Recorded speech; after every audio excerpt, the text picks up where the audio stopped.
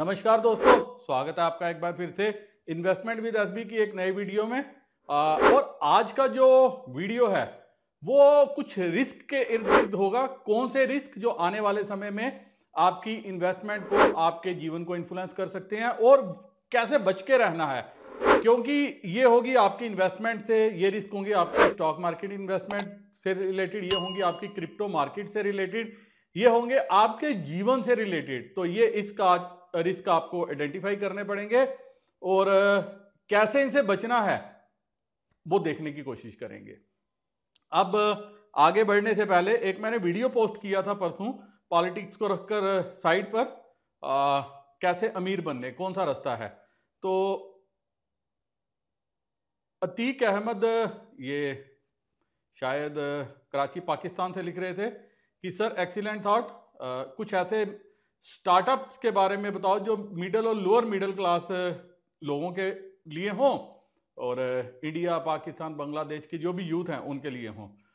तो मैंने इनसे भी पूछा और ऐसे काफी स्टार्टअप हैं, मैं आप सभी को बताऊं, काफी स्टार्टअप्स हैं जो लो कैपिटल से आप शुरू करके काफी हाई लेवल तक जा सकते हो। लेकिन आपकी कैपिटल कितनी है, कितनी कैपिटल डिप्लॉय कर सकते हो, वो इंपॉर्टेंट है। एक बार वो डिस्कस करो तो फिर मैं उस पर एक अलग से वीडियो बनाऊंगा।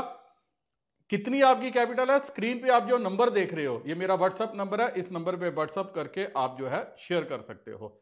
अब काफी कुछ इन्होंने, मेरे दोस्तों ने कमेंट किए, जिन्होंने एक थे जयंता देवनाथ, ये कहते आपने मेरे मन की बात बोल दी, थैंक्स। एक है केटीएम गेमिंग, इन्होंने कहा कि काफी बढ़िया इन्होंने बात लिखी कि सर इनके पास 20 और 24 का कोई भी मौका नहीं छोड़ा मोदी जी ने। 2014 से पहले मेरी इनकम 3,000 था, अब 30,000 से 40,000 है। ऑनलाइन से इनकम कर रहा हूं तो कैसे कहूं कि महंगाई है। अब हर कोई इतना एफिशिएंट नहीं होता। मैंने इनसे जानने की कोशिश की कि आप ऐसा क्या काम करते हो, मैं आपसे बात करूंगा और फिर दोस्तों के लिए लाऊंगा। तो इन्होंने कमेंट करके रिप्लाई दिया कि मैं किसान हूं, खेती करता हूं, मतलब पहले ये खेती से 3,000 कमाते थे और अब ट्रेडिंग करता हूं। तो ये इन्होंने जो है शेयर किया था। तो लेकिन ट्रेडिंग हर किसी के बस की बात नहीं है। यही चीज मैं आपको बताने की कोशिश करूंगा, रिस्क कौन से हैं आपकी लाइफ के। प्रदीप वर्मा ने भी अच्छा कमेंट किया है। दोस्तों अब मैं सीधा चलूंगा मुद्दे पे, टॉपिक पे। वो टॉपिक क्या है, रिस्क क्या है।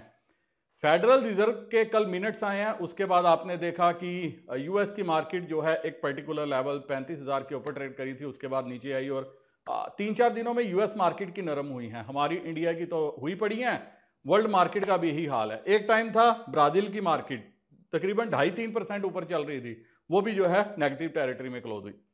रिस्क क्या है, उन्होंने फेडरल रिजर्व गलतियां करता आया, आगे गलतियां करेगा। पहले तो इन्होंने कोविड के दौरान दुनिया भर के डॉलर जो है अपने लोगों को दिए, नागरिकों को दिए, पैसा खूब छापा, मार्केट में डाला। अब ये करना चाहते हैं महंगाई कम। अब ये क्या करना चाहते हैं, महंगाई कम करना चाहते हैं। बड़ा इंपॉर्टेंट टॉपिक है, ये आपको समझना चाहिए। हो क्या सकता है, कैसे महंगाई कम होगी। या तो दो चीजें होती हैं, टमाटर 20 रुपए किलो थे, आप 2 किलो खरीदते थे, 250 रुपए किलो हुए, अब 250 ग्राम खरीदे, यही हुआ। अब 100% आप बोलो कि खाना छोड़ दो, वो कितने दिन छोड़ोगे? 1 दिन, 2 दिन, 5 दिन, 10 दिन, 20 दिन, महीना। और ये 250 रुपया किलो कैसे पहुंचे, ये किसी ने रिसर्च नहीं किया कि 250 एक कॉमन सा हुआ, बारिश आई, बारिश तो हर साल आती है, फसलें तो हर साल तबाह होती हैं, ये तो एनुअल पैरामीटर है इंडिया के साथ लगा हुआ, फिर 250 कैसे हुए? छोटा सा यहां पे आपको बताऊंगा और यही बात आपको बताऊंगा कि फेडरल रिजर्व कहां गलती कर रहा है और क्या रिस्क हैं। 250 इसलिए हुए, हर आदमी के हाथ में मोबाइल है। जब टमाटर 20 से 40 पहुंचे, 40 से 50 पहुंचे, 50 से 60 पहुंचे, तो एक शोर मच गया कि टमाटर महंगा हो रहा है। जब ये 100 रुपया पहुंचा तो आवाज आने लगी 200 रुपया किलो पहुंच जाएगा। और दिखाने वाले कौन थे? दिखाने वाले थे दुनिया भर की मीडिया जो हमारी है। किसी ने ये नहीं कहा कि टमाटर खाना बंद कर दो, हफ्ता एक बंद करो, फसलें जो जिनकी हैं वो और खराब होंगी और ये सस्ता हो जाएगा। लेकिन सब क्या, इसका भाव बढ़ाते गए। और वही जब वो वीडियो आप देख रहे हो, मैं देख रहा हूं, सब्जी वाला देख रहा है, होलसेल व्यापारी देख रहा है और किसान देख रहा है, वो तो कह रहा है दाम बढ़ रहे हैं, मुझे क्या है, मैं अभी वेट कर लेता हूं, बेचूंगा, जब और महंगे बिकेंगे तब बेचूंगा। व्यापारी भी ने भी महंगे खरीदे और उसने दुकानदार को दिए, दुकानदार ने कहा अब तो एक रेट तय हो गया 200 रुपए किलो, बेशक उसको 100 रुपए किलो मिला, उसने भी 200 बेचा। और हमें क्या लगा, हमने कहा महंगे हो रहे हैं, जहां से हमें 200 सुनते थे, जो कोई 180 में देता था, हमें लगता था हमने सस्ते खरीद लिए। ये एक सारा साइकिल है जो मीडिया ने हाइप किया। आज से कुछ साल पहले क्या था, मीडिया नहीं था, और ये सारा सिस्टम कब से चेंज हुआ है। अगर आपने देखा आपकी जिंदगी में महंगाई आई है, तकरीबन 2-2.5 साल हुए हैं, ये 2-2.5 साल में सारा सर्कल चेंज हुआ है। 2-2.5 साल में लोग कहीं से कहीं पहुंच गए हैं। ट्रेडिंग करने वाले जो फिगर है वो 10 टाइम्स इंक्रीज हो गया है, इन्वेस्टमेंट करने वाला 10 टाइम्स डिक्रीज हो गया। आज 100 आदमी है, उसमें से 2 आदमी इन्वेस्टर हैं, 98 आदमी ट्रेडर हैं जो पैसा गंवा रहे हैं। यही हाल क्रिप्टो में है, यही हाल हर जगह है। इसीलिए क्या महंगाई है। अब क्या महंगाई कम हो सकती है? बिल्कुल नहीं हो सकती, क्योंकि आपके हाथ में इनकम बढ़ गई है, आपके हाथ में खरीदने की ताकत बढ़ गई है। फेडरल रिजर्व का कहना है कि हम अभी ब्याज दरें और बढ़ाएंगे। अभी आपको यह बात याद रखनी चाहिए, 20 सालों में सबसे ज्यादा ब्याज दरें 5.25 से 5.5% के लगभग जो है यूएसए में चल रही हैं। हमारे यहां पे भी 7-7.25% चल रही हैं। अगर आप 10 साल पहले की कोई आपने एफडी बनाई होगी तो 7.25% पे थी, बीच में ये 4.5-5% पे आ गई थी। आज भी ये 7.25-7.5% चल रही है। और 20 सालों में सबसे ज्यादा महंगाई जो ब्याज दरें हैं ये यूएस में बढ़ी हैं। इससे क्या हुआ, आपने पीछे देखा कि कुछ बैंक भी जो है वो यूएस में उड़ गए। कुछ बैंक जो है, एक आधा बैंक जो है वो यूके में भी उड़ गया, जहां रातों रात जो है पूरी ड्रेसिंग हुई और बैंक को बचाने की कोशिश की। What next? अब क्या होगा? अब फेडरल रिजर्व कह रहा है मैं ब्याज दरें तो और बढ़ाऊंगा, महंगाई कम हो ही नहीं रही। महंगाई कम कहां से होगी? आज आप देखिए, इतना सब कुछ करने के बाद 5.25% बढ़ाने के बाद भी वॉलमार्ट जो है ये सबसे बड़ा प्रोविजन स्टोर है। अगर आप दूसरे शब्दों में सांसी भाषा में समझने की कोशिश करोगे, सबसे बड़ी चेन है। Walmart raises full year earnings forecast as grocery online growth fuel higher sales. अब यहां पे आपको समझना चाहिए महंगाई हो क्यों रही है, क्योंकि ग्रॉसरी आइटम बढ़ रही है। ग्रॉसरी एक कम मार्जिन वाला धंधा है, बिजनेस है, जहां पे ग्रॉसरी में मार्जिन कम मिलता है, बाकी एलाइड एक्टिविटीज में आपको मार्जिन ज्यादा मिलता है। अब क्या हो रहा है, ग्रॉसरी की आइटम जैसे टमाटर महंगा हो गया, अब प्याज की बारी हुई है। अब प्याज के ऊपर होना शुरू हुआ कि आस्ता आस्ता प्याज 100 रुपया चला जाएगा, और आप देखो कि अभी डबल के लगभग जो है प्याज मार्केट में हो गया। टमाटर सस्ता हो रहा है, अब प्याज को बढ़ा दिया। ऐसे बाद में क्या होगा, आलू। मतलब ये वो आइटम्स हैं जो आम आदमी जो है डेली कंज्यूम करता है। इसी के साथ दालें चल पड़ेंगी। ये इसका मतलब क्या है, खाने पीने की चीजें वो तो जरूरी है, वो तो कोई बंद करेगा नहीं। खाने पीने की चीजों से जो आप ज्यादा खर्च कर रहे हो, आपके हाथ में पैसा कम बच रहा है कि दूसरी आइटम्स पे खर्च करो। इसके साथ अगर दूसरी आइटम्स पे कम खर्च करोगे तो क्या होगा, महंगाई हमेशा एलिवेटेड लेवल पे रहेगी। आप अपनी सेविंग्स कट कर रहे हो, नई चीजें कम खरीद रहे हो, मकान कम खरीद रहे हो, गाड़ियां कम खरीद रहे हो, हर चीज कम कर रहे हो। पैसा किस पे खर्च कर रहे हो? सेविंग्स पे, ग्रॉसरी पे, या वो आइटम्स पे जो आपको जरूरी चाहिए। इसलिए महंगाई क्या रहेगी, अपर एंड में रहेगी। आपके पास पैसा है, इनकम है, disposable income. There is a difference between income and disposable income. Income क्या हो गई, कमाई कितनी कर रहे हो, उस कमाई में से खर्चा कितना कर रहे हो, कितना आप डिस्पोज कर सकते हो अपनी जरूरी पे। अब क्या था, पहले आप 100 रुपया कमाते थे, 100 में से 70 रुपए के तो कर्जे आपने पहले लिए हुए थे, अब रह गया 30 रुपए। अब वो 30 रुपए जो आपको कल दूसरी आइटम्स में भी जाते थे, अब वो 100% किस पे खर्च हो रहे हैं, ग्रॉसरी पे। That is the only reason Federal Reserve कह रहा है महंगाई 9% से 3-3.25% पे, अब आस्ता आस्ता फिर से बढ़ रही है।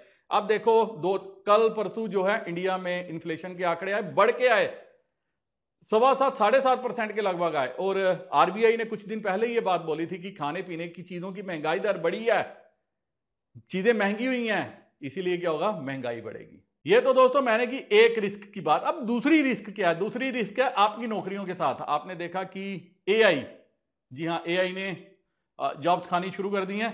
अब देखो अब अमेजन क्या है, अमेजन है ऑनलाइन प्लेटफॉर्म जो हर चीज देता है। पहले किताबों से शुरू हुआ था, आज हर चीज बेचता है, लेकिन आर्टिफिशियल इंटेलिजेंस पे रिक्रूटमेंट चल रही है। Companies like Amazon, Netflix and Meta are paying salaries as high as $9 lakh to attract generative AI talent. मतलब अगर आपको एआई में महारत है, एआई के बारे में जानते हो, एआई के बारे में कुछ नॉलेज है, ये नहीं है कि कुछ नॉलेज है, मतलब अगर आप अच्छे खासे आपको एआई के ऊपर कमांड है तो आप 9 लाख डॉलर का मतलब इंडियन करेंसी में 7 करोड़ 20 लाख रुपए तक का स्टार्टिंग पैकेज जो है ये ले सकते हो। आगे मैं आपको बताता हूं, यहां पे बताया कि खाली ये Netflix, last month Netflix made headline for offering up to $9 lakh for an AI focused product manager role amid the actors and writers strikes। मतलब एक्टर और राइटर ने स्ट्राइक कर दिया है, उनको पेमेंट्स नहीं जा रही, उनके खर्चे कर्टेल किए हैं। दिस इज जो मैं आपको समझाना चाहता हूं, हर जगह से कंपनियां जो है कटौती कर रही हैं। आपने जो जरूरी खर्चे हैं बांधे हुए हैं वो आपको देने ही देने हैं, तो आप क्या कर, लेकिन ये क्या कर रहे हैं, अगर आप में टैलेंट है और अब आने वाले समय में सब कुछ आर्टिफिशियल इंटेलिजेंस कंट्रोल करेगा, वहां पे जाके क्या होगा, पैसा जाएगा। अब कहते हैं कि hinge is hiring A VP of artificial intelligence, जिसको ये $4 लाख तक का सालाना पैकेज दे रहे हैं। अमेजन ने एक जॉब लिस्टिंग की है for senior manager in applied science and generative AI who could land a salary as high as $3,40,300।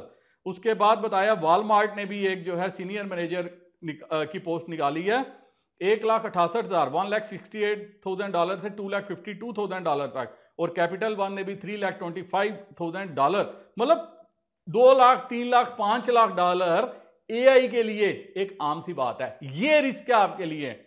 India में वैसे भी कमी है जॉब्स की, आपने देखा कि मैक्सिमम तो बेरोजगार हैं, इसीलिए लाल किले से अभी आपने देखा प्रधानमंत्री जी ने कहा कि 19, 17, 18 हजार करोड़ का विश्वकर्मा वाले दिन एक पैकेज आएगा जिसमें जो छोटे छोटे काम कर रहे हैं उनको 1-1 लाख तक का लोन दिया जाएगा। क्या करेंगे उस लोन से पता नहीं, लेकिन ये बात अब सरकार भी मान रही है कि हमारे जो छोटे लोग हैं उनको कठिनाइयां आ रही हैं गुजारा करने में, काम को आगे बढ़ाने में। 1 लाख से कोई काम जो है ऑलरेडी जो वो काम कर रहे हैं उसको क्या एक्सटेंड करेंगे, कैसे एक्सटेंड करेंगे मुझे पता नहीं, लेकिन ये सरकार 17-18 हजार करोड़ का लोन का प्रोविजन लेके आ रही है, क्योंकि अगले साल इलेक्शंस हैं, पैसा मार्केट में आएगा, पैसा खर्च होगा, और यही रीजन है। अब क्या हो रहा है, high rate of interest 5-5.25%, India में 7-7% चल रहे हैं।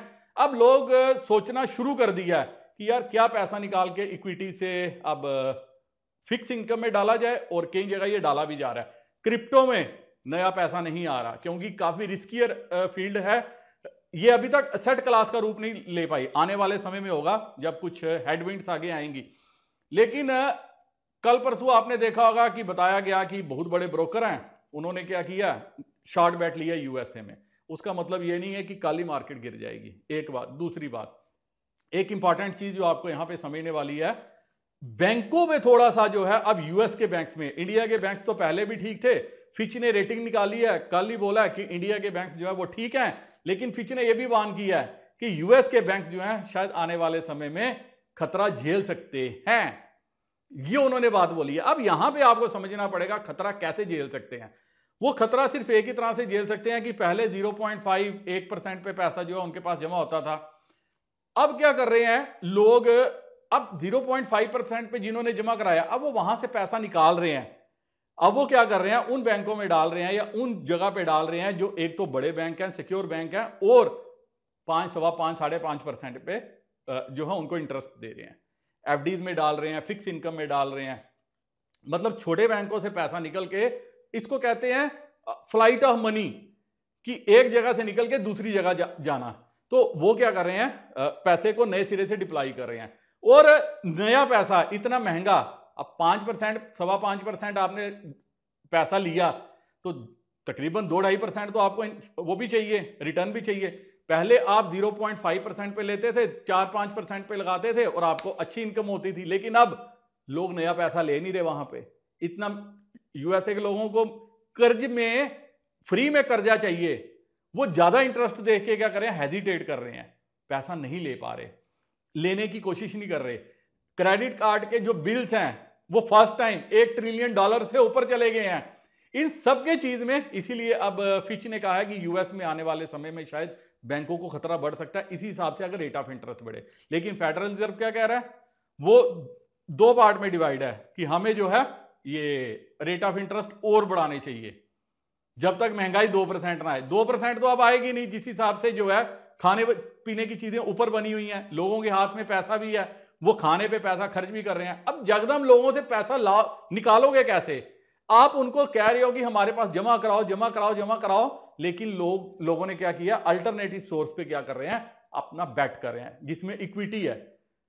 थोड़े दिन के लिए इक्विटी ठंडी होगी, लेकिन ये फिर आस्ता आस्ता आस्ता इक्विटी फिर से जो है बूम पकड़ेगी, जंप पकड़ना शुरू कर देगी। थोड़ा सा सेंटीमेंट होगा, जो महीना 2 महीने जो है वो कड़वा रहेगा इन्वेस्टमेंट के लिहाज से, लेकिन फिर इन्वेस्टर इसी राह पे चल पड़ेंगे और ऐसा जो है होता रहता है। अब क्या करना चाहिए आपको देखना चाहिए यूएस मार्केट में, लेकिन क्योंकि हमारे यहां प्रॉब्लम नहीं है, यूएस में प्रॉब्लम है। यूएस में प्रॉब्लम आई तो पूरे वर्ल्ड को प्रॉब्लम आएगी, इसीलिए हर जगह से इस वक्त जो है रिस्क आगे आगे बढ़ने की कोशिश कर रहा है। अब जो फाइनल जंप आएगा वहां से आपको इक्विटी से निकलना चाहिए। मेरे को लगता है कि इक्विटीज के लिए अभी थोड़ा सा समय जो है वो कठिन आ सकता है। इंडिया में बेशक प्रॉब्लम नहीं है, इंडिया में बैंकों के रिजल्ट भी मुझे नहीं लग रहा कि काफी कुछ खराब आएंगे, सब कुछ ठीक होगा, एनपीएस भी जो है वो कंट्रोल में रहेंगे, हर चीज कंट्रोल में रहेगी।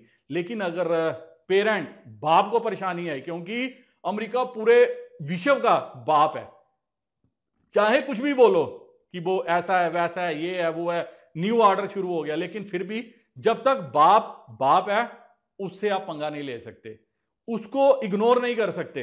इसीलिए अगर और वहां ब्याज दरें बढ़ी, मुझे नहीं लग रहा कि कोई असर आएगा। फ्रैंकली स्पीकिंग, मार्केट तभी कम होगी, मार्केट तभी घटनी शुरू होगी जब वहां पे पाज आएगा, हिस्ट्री ये बताती है। लेकिन पाज कब आएगा वो पता नहीं, 1-2 ब्याज दरें बढ़ भी जाएंगी, उससे भी बड़ा इंपैक्ट नहीं पड़ेगा, क्योंकि जहां मार्केट ने 5-5.5% पचा लिया है, ये 6%, 6.25%, 6.5% भी पचा लेगी।